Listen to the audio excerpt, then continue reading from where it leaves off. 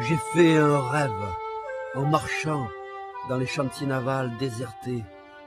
C'était dans les années 90, peu après leur fermeture. Sur les talus recouverts d'herbes vagues, envie d'écrire un livre, une chanson, envie de tourner un film sur ce vide provoquant l'imaginaire vers un réel nouveau.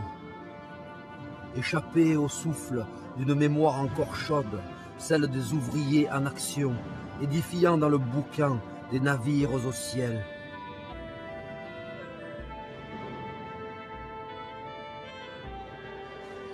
Je marche le long des rails qui viennent par le pont, depuis le port de Brégaillon jusqu'à l'ancienne menuiserie.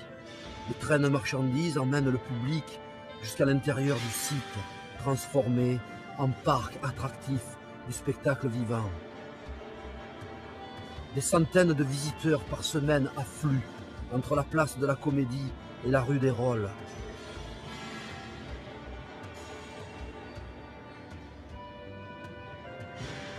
Je suis invité à jouer avec de vrais comédiens dans un court plan séquence, filmé par une équipe en situation de tournage permanent.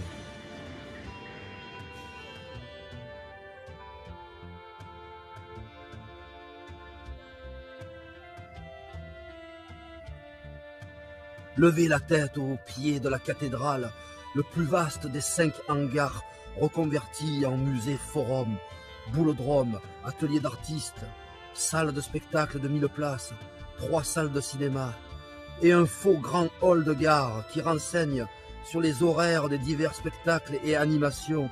Tout s'enchaîne sans arrêt. On est embarqué, tiré par l'envie de ne rien rater.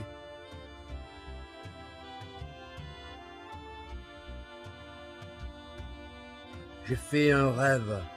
La ville qui construisait des bateaux devient son ultime navire, métaphore de son histoire d'eau. Et après l'acier, si ça chavire, après l'acier revient le roseau. Ce dernier bateau s'appelle l'Archipel des Arts. Il permet la création d'une centaine d'emplois. C'est un nouveau chantier pour la ville, celui de sa mémoire et de son imagination. Une vraie fabrique de sens possibles. À l'époque, il y avait des aides de l'Europe réservées à la reconversion des friches industrielles. Mais aucune volonté politique ne relaya cette magnifique envie d'embarquer la ville dans un projet à hauteur de son histoire de construction.